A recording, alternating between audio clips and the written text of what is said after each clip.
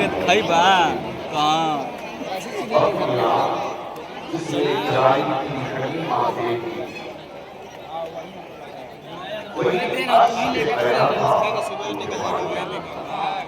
वही अर्श से गया था, मुझे मालूम न था, हुआ था, मुझे मालूम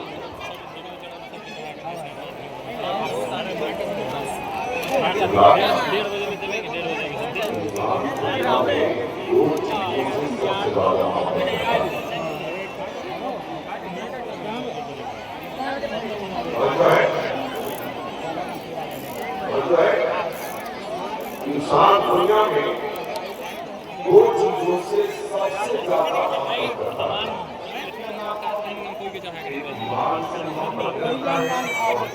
औलाद से मोहब्बत करता है। एक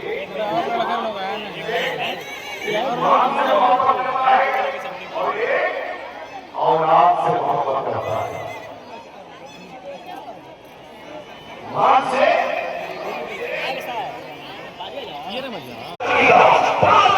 बिल्डिंग का मालिक हो गया, अब सोचता है 5 बिल्डिंग का मालिक तो हो गया,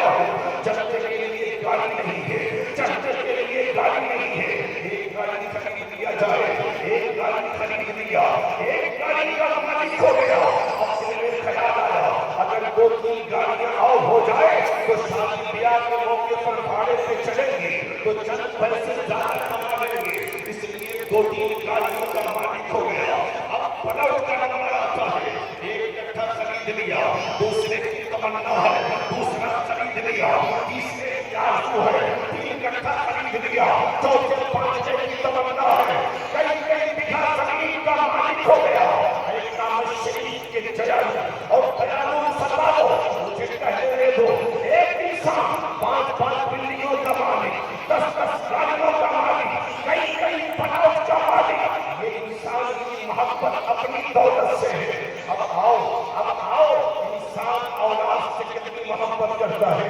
बेटा हो चाहे बेटी हो, लड़का हो चाहे लड़का हो, गाना हो चाहे अपाहिज हो, वो उसके लिए चांद का टुकड़ा होता है। वो बेटा है, वो कहता है यही मेरे लिए चांद का टुकड़ा है, यही मेरे दिल का सहारा है, यही मेरे आंखों का नूर है। तो जिस माल को तुमने जमा किया, माल जमा करने के बाद अगर पूछा जाए ये माल किसका है, ये दौलत किसकी है, ये बैंक बैलेंस किसका है, ये जमीन किसकी है, ये गाड़ियां किसकी है,